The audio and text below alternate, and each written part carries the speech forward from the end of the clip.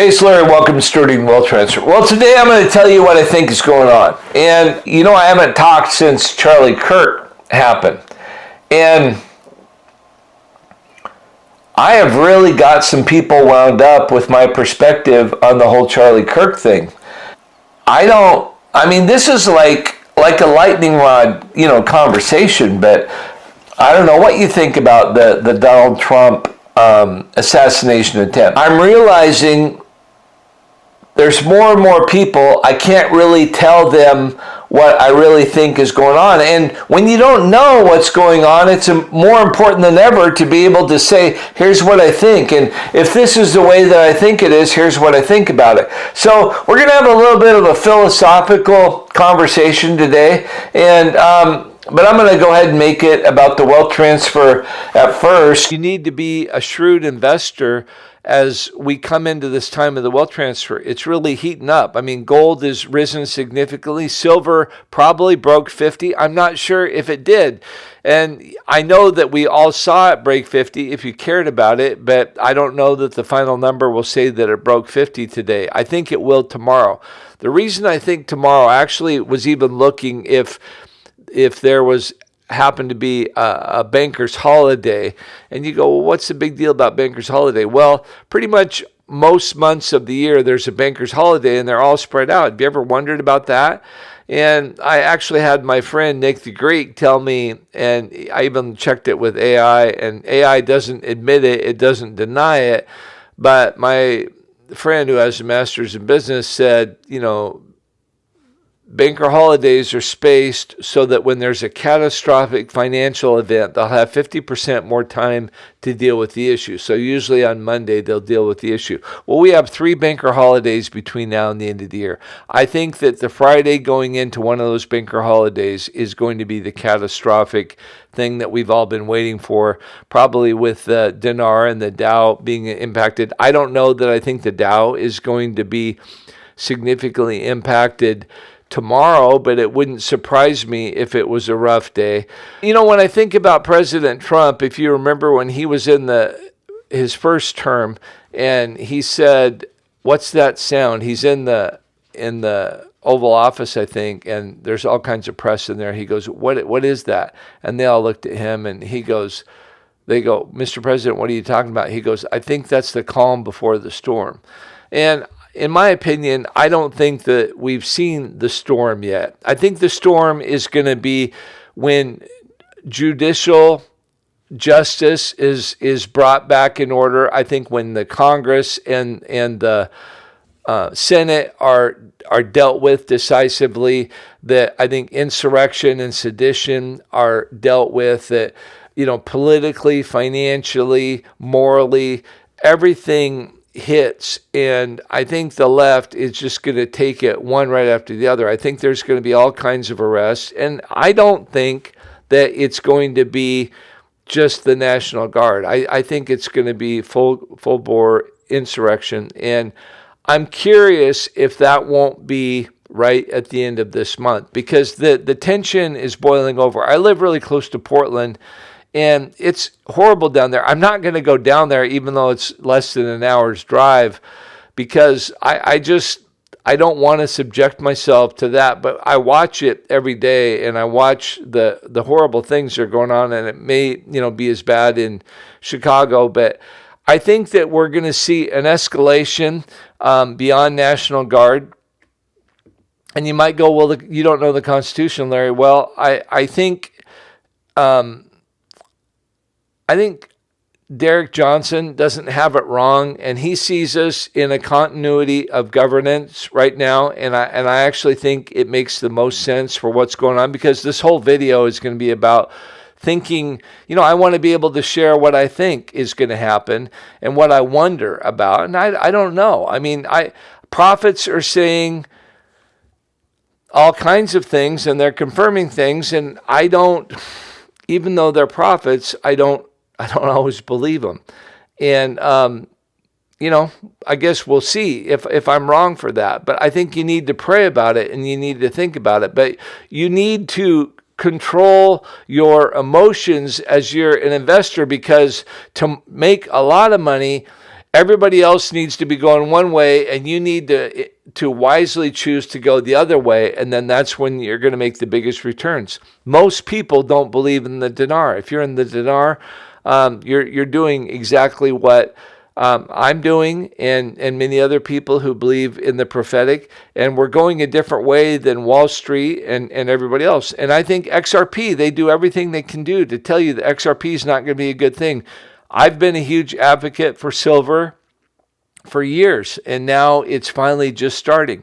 I'm going to talk to you about the math of what I think I'm thinking about with silver, because I think silver is going to go right to 100 and then probably 200. And I'm thinking about rationally, how much can it go? And I've interviewed people on the channel, my friends, who think it's going to equal gold or even exceed gold. The more I think about that, I don't know if I'm going to hold out for that. And so I'm thinking that at $100 an ounce, I'm going to begin to move silver proceeds into XRP. And the reason is because the rational number that I can get to for silver is 500, and I think on the outside it might go to 2,000. I probably actually think it will go to 2,000. If I sell at 100 and it can go to 2,000, that's a 20x difference. And so 20x, I've never made 20x in my life on my 62 years on any investment. But I think if I put money into XRP right now, I think it will go over 1,000x. And so I'm not going to race to sell all my silver, but I'm going to sell some silver and move it into XRP. And you might be going, well, Larry, I thought you think the XRP is going to drop. I do think there will be a momentary drop. I don't think you'll be able to make the intentional decisions. So I've already got money in an exchange ready with low, under $1 XRP buy points. And if it goes beyond $5, I'm going to forget about that because I missed the opportunity. But I've been holding out for, under $1 XRP one more time. And so I think Bitcoin is going to really take a bath, and I think everything's going to go down when the margin calls start happening, and then I think it's just going to rush up. But I don't think that real estate is going to crash instantaneously with that. I think that real estate is going to go down in the second quarter of 2026. And Kim Clement had a prophecy about how I want you to have land, I want you to have homes, and if you don't do it in May, somebody else will do it instead. It's kind of like, and I just feel like as a experienced real estate investor, I think that it's going to take a few months. And so I've had a number of friends who've said, hey, I've got dinar, I've got, different investments that are starting to do good. How do I hold my liquidity until the real estate comes in? I had a great conversation today with a friend, and he's got a lot of dinar. He's going to sell it when he can. And then I said, I think it's going to probably be, 6 or 7 months until real estate really levels out. He goes, I probably think you're right. I go, what are you going to do with your money in the meantime? Well, I go, don't tell me you're going to leave it in the bank. He goes, well, I was thinking about leaving it in the bank. And I go, well, I said, can I speak candidly? Yeah, go ahead. Well, you'd be an idiot if you did that. This is not the time to leave a bunch of money in the bank. I'm not saying you remove 100% of your money from the bank, but maybe you leave 10% if you want, some in there. But I think I'm going to move my dinar into mostly digital assets and then some silver. The frustration I have with silver is I don't want silver at my residence. I want it to be held in large numbers in a vault, and I want it to be a segregated vault with my specific address on it. So when you do that, it's very expensive by the ounce to hold it, and so I don't want to do that for a long time, but I'm willing to do it for 6 or 8 months probably. But I don't want to end this wealth transfer with a bunch of silver. I want to have cash flow real estate. And so I think, we need to get together as this thing really blows open. After the dinar, we'll have to have an event scheduled. And I kind of think I have one for the second week of the year in Florida. And I've talked a little bit about it. We'll talk more about it. But I hope that you're engaged. I think we're going to see I actually think that Drew Wyatt's dream of seeing military on the streets, which I think we're going to see more and more military on the street. I've had visions about military on the street. And then he said that cash was going to be dispensed of first, because I don't think ATMs are going to kick out cash.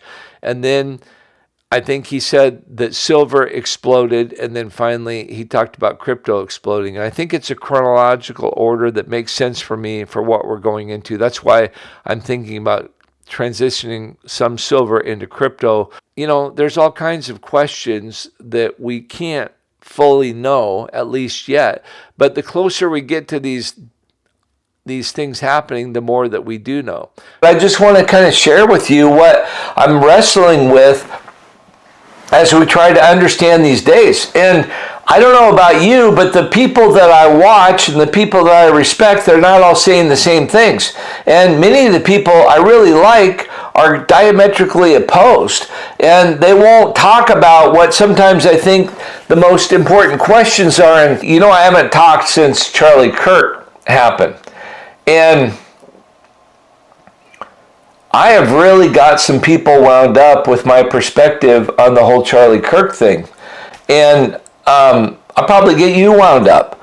But I think if we're going to be friends, whatever that is when you have a relationship over videos that you post, you probably noticed that I say things and I don't really mind if people disagree with me. I actually like it when people disagree with me, but I don't really like to make people mad. I don't get enjoyment out of that. There's probably been a time in my life when I wouldn't mind it. I mean, I'm not somebody who shies away from an argument, but I don't even really know how to argue this, because I don't think that there's things that you can know right now. There's things that you can discern, and there's people I highly respect that are all over the place, and so I know that most people are wrong on what they're thinking.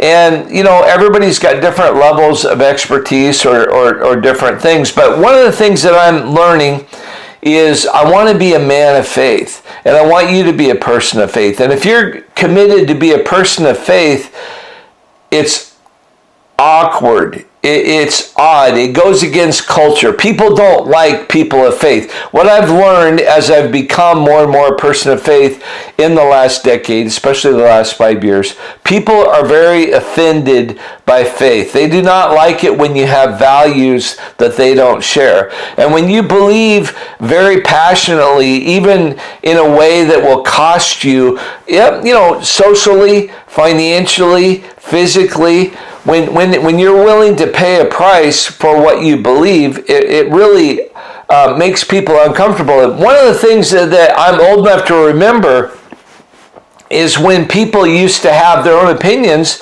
and they were proud of it. But what I would say, that if I criticize it, and I wrestle with this, because I'm not Jordan Peterson or somebody who really has an amazing historical view of the psychology of America or Canada or the Western world. But I remember when people used to have differing views of life, and they used to be able to share them. And as I think about what a true friend is somebody who wants to understand what you think.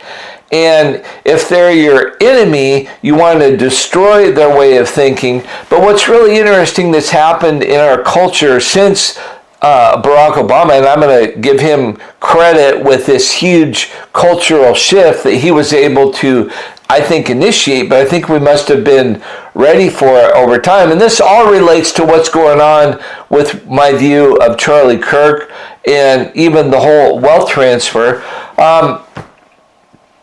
Obama got us to not talk about things that we don't agree with. If you don't have the public narrative, then you really shouldn't talk about it. And that's what Obama got us to come to, where if you know what the social mores and folkways are, and if you deviate from those, you just shouldn't talk about it, and it's inappropriate to even discuss it. And so Where are you going with this, Larry? Well, I mean, it might make people mad, but I think it's fine to make people mad. And if you just want to forget about this video, then that's fine. But I really haven't talked about the Charlie Kirk thing because I knew there were things that were lies. And there's all kinds of things I know were lies. I don't know a lot of lies about the Charlie Kirk thing, but there's a few things that I knew were lies. And so it's ironic because I think it has created a cultural shift that God is totally behind. And so I want to acknowledge that. And I'm one of many who've been talking about that Kim Clement said there's going to be an outpouring of the Holy Spirit. And I would say that it shifted since the time of Charlie Kirk. But I've been pretty consistent around my friends off the channel about my views of this Charlie Kirk thing. And I think they're very similar to my views of Trump's assassination attempt when he got hit in the ear. And I don't think that Trump was surprised that happened to him, and I'm not sure that what we were told happened. And you might just be going, well, Larry, that just makes me so mad. That's exactly what I'm talking about. That's what Obama loves, when you can't talk about what you really think happened.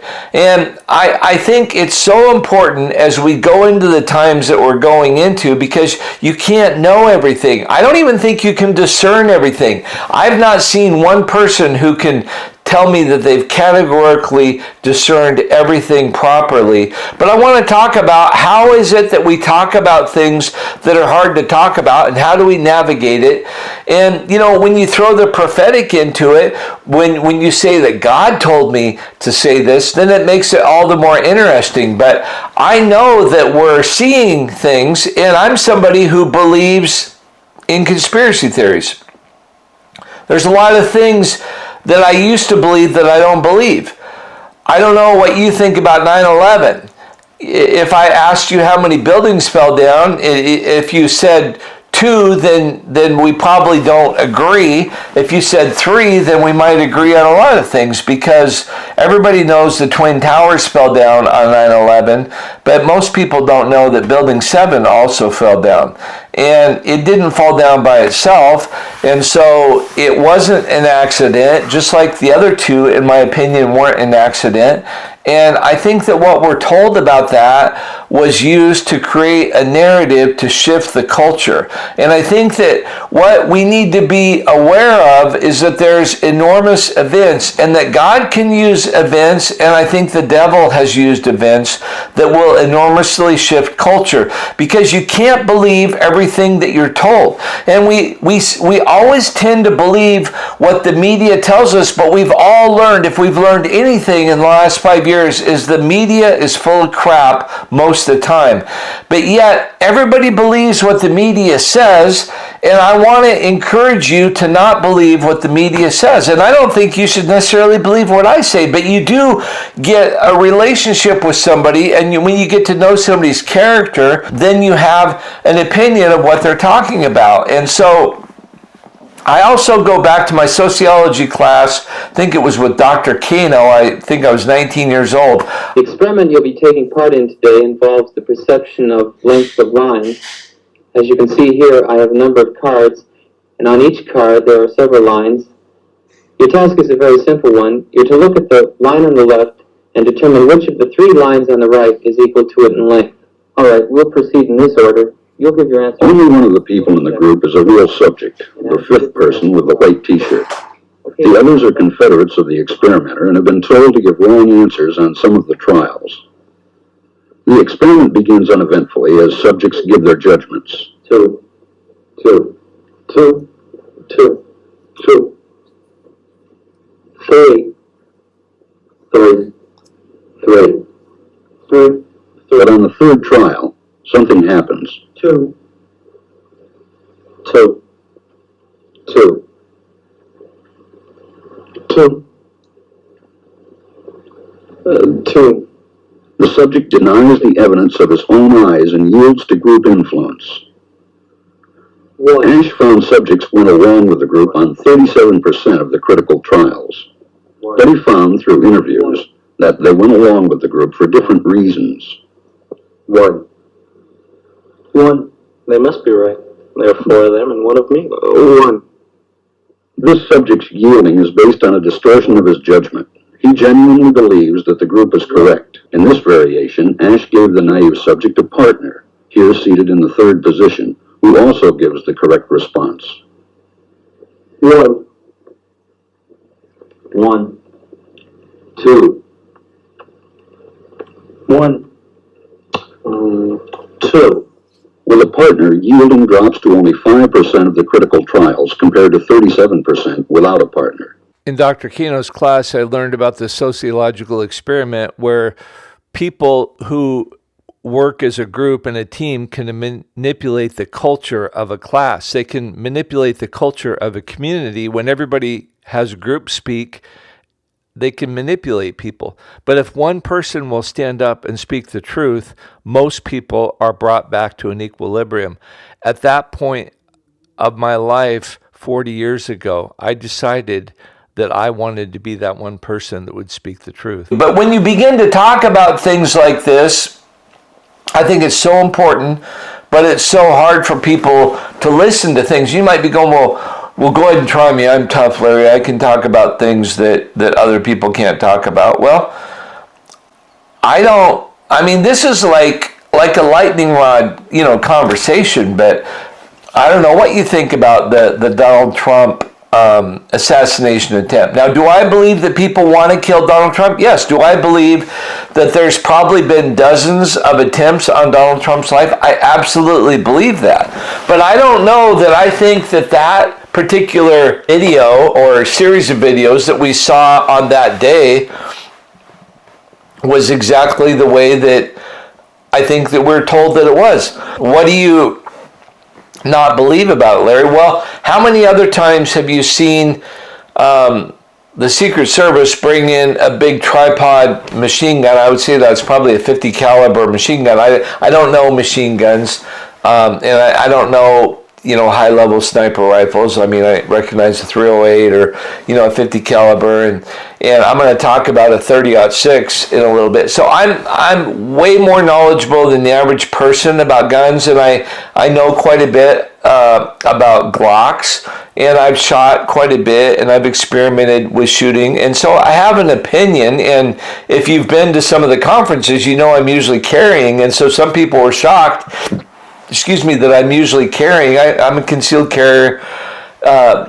And so I think guns are important, and I think our Constitution is important. I've not seen any other time when Donald Trump had a tripod machine gun right in plain sight, right in front of everybody. And I've just not seen that. And so, but it was definitely a part of what I would say it was part of the show. And you might be going, oh man, Larry, that just really makes me mad because, prophets have said that Donald Trump was shot in the air, so who are you? Well, prophets are saying a lot of things, and I believe in the prophetic, and I believe that there's a perception, and I believe there's a reality, and the lesson learned can be true, but what if there's a fake lesson? I don't know. I think that it's an interesting thing to talk about, and so if we're going to, what kind of friends do you want? What kind of relationships do you want with people? Do you want to be able to talk about what you really are thinking about, what really concerns you, what really motivates you, or do you want to just be able to have just kind of a low-level Christianese, conversation? But what are the things that make you, Larry, about the Donald Trump assassination attempt? Well, they were the most unprofessional group of Secret Service people I've ever seen, and the epitome of the whole thing, which just was shocking to me, because I've had only informal firearms training, and I do carry a gun quite a bit. It's so easy for me to holster my weapon if I pull it out, which I don't, except for at the end of the day.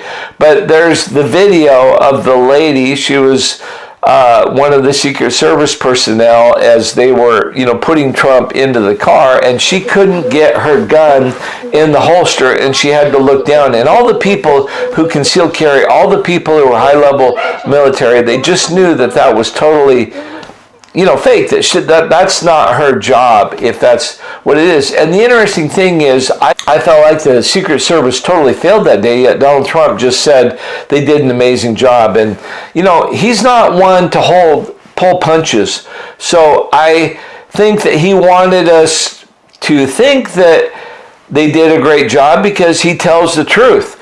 And so I do think they did a great job portraying what they were supposed to do. They did a horrible job protecting him, but they did a great job at what he wanted them to do, and that was to create that situation.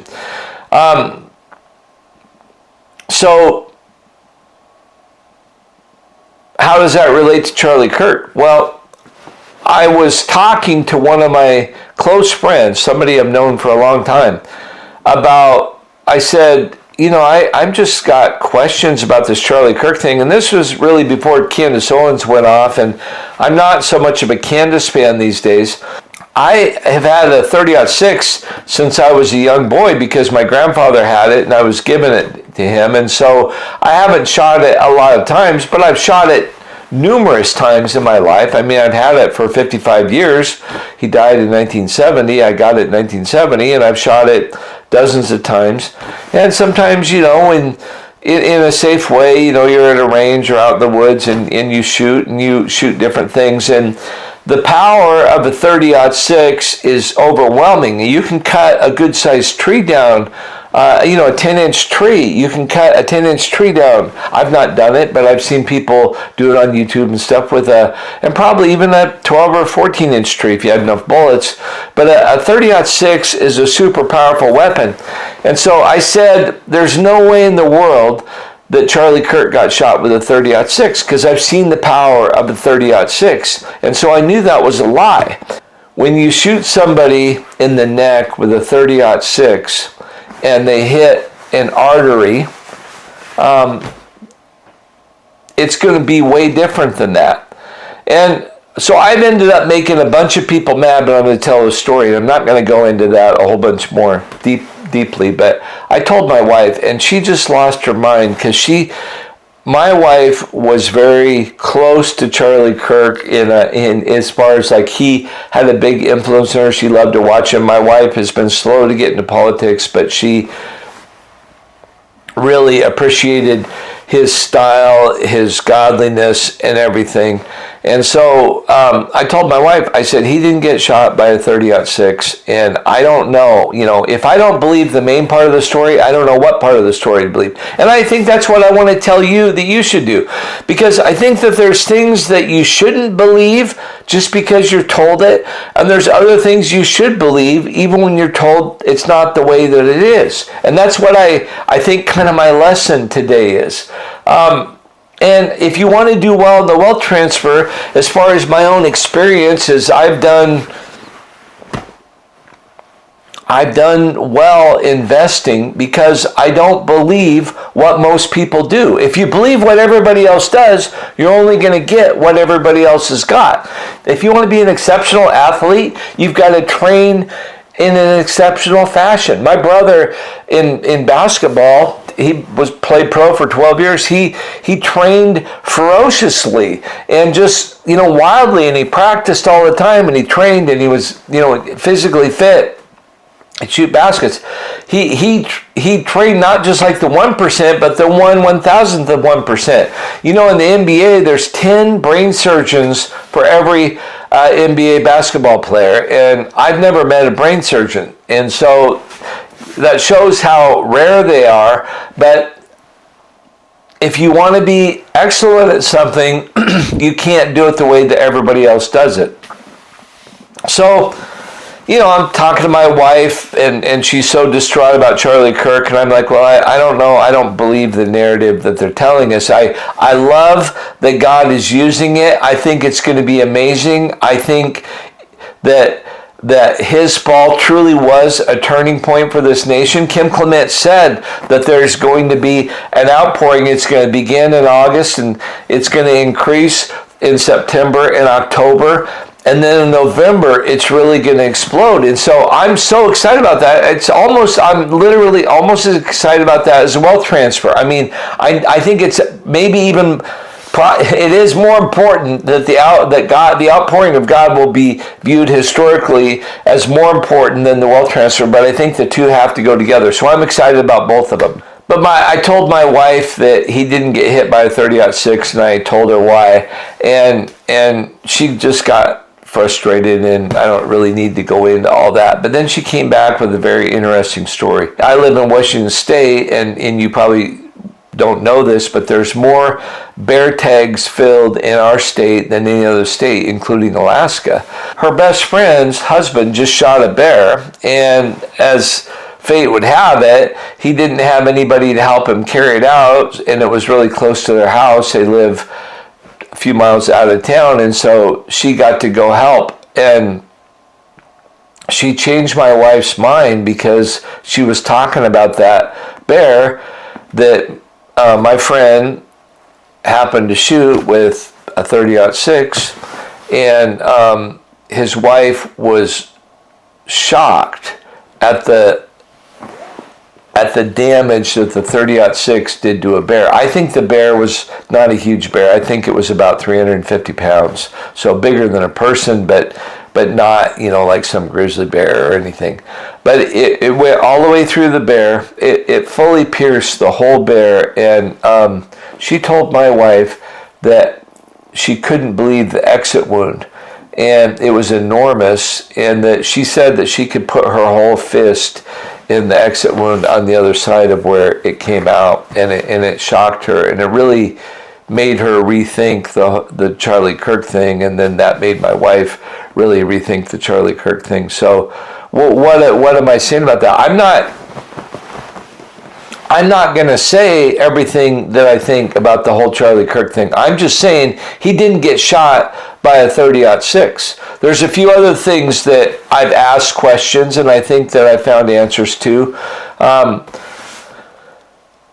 One of the things, since I've done, 2 events, just very small events, 70 people and 45 people, but I've looked at renting facilities, and it takes months. And I've actually had multiple conversations with Lauren Atkinson about, as she's preparing early in 2026 to have an event, she's trying to rent a facility, and it's really running into a lot of challenges because you have to get really organized. And so I was really curious when the facility that Turning Point rented for the funeral, when was that rented? Was that rented with 4 or 5 days?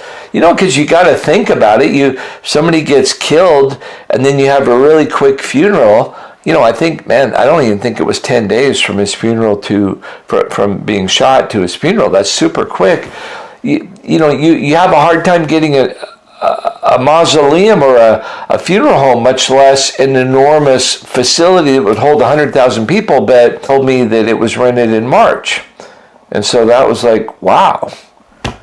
There was a book that I've published, 2 books on Amazon, and there was a book on Charlie Kirk's shooting that came out the same day. And I know from experience it takes 3 days from the time you download it for it to come out on Kindle publishing, because all the books, maybe you've bought one from either the Rise of the Kingdom Millionaire or the Parable of the Dinar, and I know it takes 3 days. Yet somebody published a book the same day that he was shot. That's just an amazing anomaly.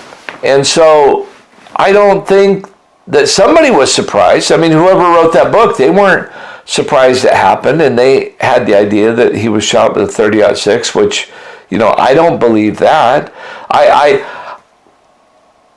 do believe that it looked like what somebody would look like if they got shot, in my experience, except one of the things that also really surprised me was I've been when animals have been shot, and the the amount of blood that comes out is extensive, and there's a lot of blood splatter and stuff like that. And he was shot with a white paper on the background of that little booth that he was in, and I didn't see any blood splatter on the back of that. And you might be saying, well, when did you really get a look at it? Well, I got a look at it when there's that video of the guy afterwards that shows the trapdoor in the floor and the guy removing this thing that looked like a camera, but it wasn't a camera, it was actually a projector.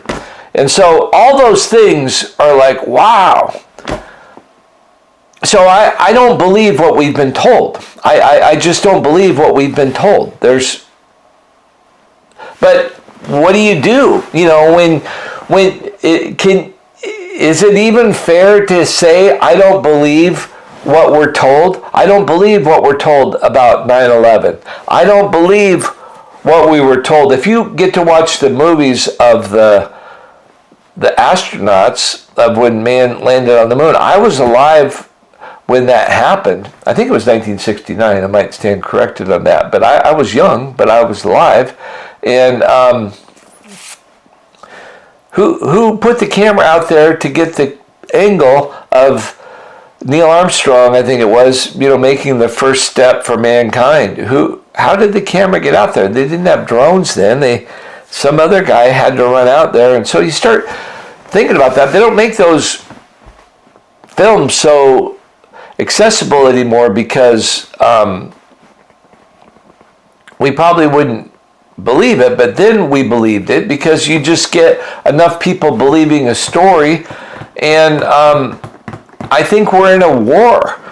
And so I think that there's deception in the time of war. If you're in a time of war, we actually were just in, when we were in Europe, I saw Anne Frank's house. We didn't go to Anne Frank, but if